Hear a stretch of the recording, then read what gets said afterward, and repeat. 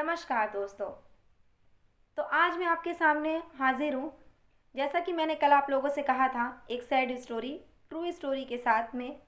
आपको बस मेरा इतना ही साथ देना है कि इस स्टोरी को ध्यान से सुनिए और अपनी थिंकिंग, अपनी एडवाइस हमें कमेंट्स बॉक्स पे ज़रूर लिख कर बताइए, क्योंकि इस ट्रू स्टोरी का डिसीजन आपकी ही एडवाइस, आपकी ही थिंकिंग को देखते हुए जो आप एडवाइस देंगे उस पे ही, उस बिहाफ पे डिसीजन लिया जाएगा। क्योंकि लड़की नहीं समझ पा रही है कि अभी भी उसको क्या डिसीजन लेना है। तो चलिए बिना टाइम वेस्ट किए हम आपको बताते हैं इस स्टोरी की हिस्ट्री। आपको बता दें ये कहानी है 2008 की। 2008 में लड़की ग्रेजुएशन सेकेंड ईयर कर रही थी और लड़का 10th फेल। जी हाँ, आपने ठीक सुना, लड़का 10th फेल।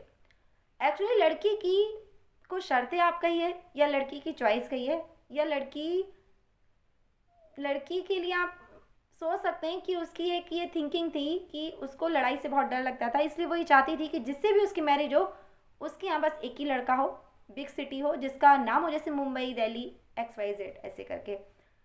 और लड़की की एक नंद भी हो जो अनमैरिड हो, क्योंकि लड़की हमेशा उस फैमिली से थी कि जहाँ पे भरा पूरा परिवार था। मतलब भरा पूरा परिवार का मतलब फैमिली में नहीं थी, जॉइंट फैमिली में उसके पेरेंट्स नहीं थे, बट अपने पेरेंट्स मम्मी पापा के साथ एंड अपनी सिस्टर्स और भाई के साथ।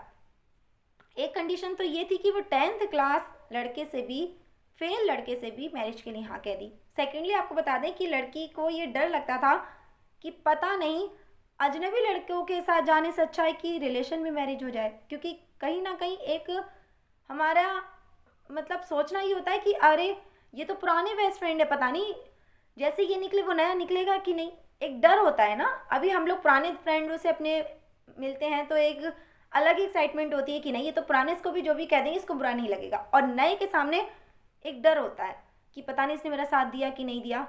तो वो डरती थी नए मतलब अजनबी घर में जाने के लिए। तो ये लड़का उस लड़की के सगे मौसा जी और लड़के के सगे मामा जी, ये रिलेटिव थे। तो फ्रेंड्स आपको बता दें कि जब लड़की थोड़ी सी बड़ी हुई, सेकेंड ईयर में आई, तो उसकी मम्मी को भी उसकी चॉइस पता थी। एक्चुअली सभी जानते हैं कि अपने पेरेंट्स के सामने बच्चे अपनी ख्वाहिशें रखते हैं, क्योंकि पेरेंट्स से बढ़कर कुछ कोई नहीं होता और उनकी ख्वाहिशों को कोई पूरा भी नहीं कर सकता, या तो खुद या फिर सामने हमारे पेरेंट्स। तो एक दिन लड़की के मौसा जी की कॉल आती है लड़की की मदर के पास।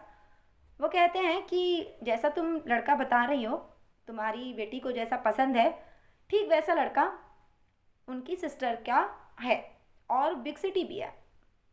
तो लड़की की मम्मी बोली कि अभी तो मेरी बेटी स्टडी कर रही है, सेकेंड ईयर में है, लेकिन उसको भी पता चलेगा तो वो तो बहुत नाराज़ हो जाएगी, क्योंकि उसका कहना है कि आफ्टर मैरिज स्टडी नहीं हो सकती। और वैसे भी कहीं ना कहीं ये मानना भी है कि आफ्टर मैरिज नहीं हो पाती है स्टडी। मतलब कुछ लड़कियां ऐसी होती हैं जो सब कुछ छोड़ देती हैं, और कह सकते हैं कि 70% लड़कियों के लिए ये बहुत बड़ी थिंकिंग पॉजिटिव होती है कि उनको मतलब गलत ही समझा जाता है। अगर वो अपने करियर को छोड़ दें तो भी लोग कहते हैं उनसे कि अरे नहीं, उसको तो ध्यान देना चाहिए था, आगे जाके इन द फ्यूचर उसके बच्चों के लिए अच्छा था। और अगर वो छोड़ देती है, करती है, तो भी उसके लिए प्रॉब्लम खड़ी हो जाती है, क्योंकि अगर वो फेल हो गए, XYZ कुछ भी हुआ तो बच्चे बिगड़ गए। बहुत सारे एक्सक्यूजेज लड़की को ही सुनने पड़ते हैं। तो ये रीज़न था लड़की के यस कहने का। कोई बात नहीं, लड़की की माँ कहती है ठीक है, बट मेरी लड़की को मत बताइएगा कि हम लोग लड़का देखने जा रहे हैं। लड़की चली जाती है, लड़की के पेरेंट्स आते हैं और लड़की का छोटा भाई जाता है। तो फ्रेंड्स हुआ यूँ कि लड़की थोड़ी सी प्राउड ही नहीं होती, बट उसको ये लगता है कि अरे मैरिज पेरेंट्स कर रहे हैं तो फिर हमारे पेरेंट्स से बढ़ के तो कोई डिसीजन हो नहीं सकता, हमारे लिए जो बेटर होगा वही पेरेंट्स सोचेंगे। तो लड़की कुछ भी नहीं बोलती, यहाँ तक कि लड़के के साथ उसकी इंगेजमेंट हो जाती है।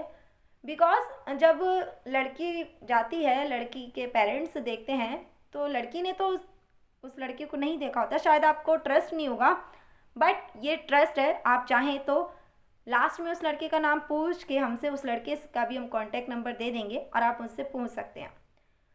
पूछ लीजिएगा कि शायद उस लड़की ने देखा था या नहीं। ये स्टोरी हम आपको आगे बताएंगे तो आपको खुद पता लग जाएगा कि एक एक सीन यहाँ पर ऐसा बताएंगे आगे जाके कि आपको खुद पता लग जाएगा कि लड़की ने सच पे ही नहीं देखा था। एक्चुअली वो अपने माँ बाप पे बहुत ट्रस्ट करती थी, और सच भी है ये फ्रेंड्स कि हम अपनी कोई भी डिसीजन लेने से पहले अपने पेरेंट्स के ऊपर आंख बंद करके अगर कोई डिसीजन लेंगे तो वो गलत नहीं होता। लेकिन सारी यहाँ पे मिस्टेक्स उस लड़की की ही थी, जो आज वो इस कंडीशन में है कि उसकी स्टोरी हमें आपको सुनानी पड़ रही है। चलिए आगे बढ़ते हैं। बात यहाँ पे ख़त्म नहीं होती। लड़के की इंगेजमेंट हो जाती है, बट लड़की ने लड़के को नहीं देखा।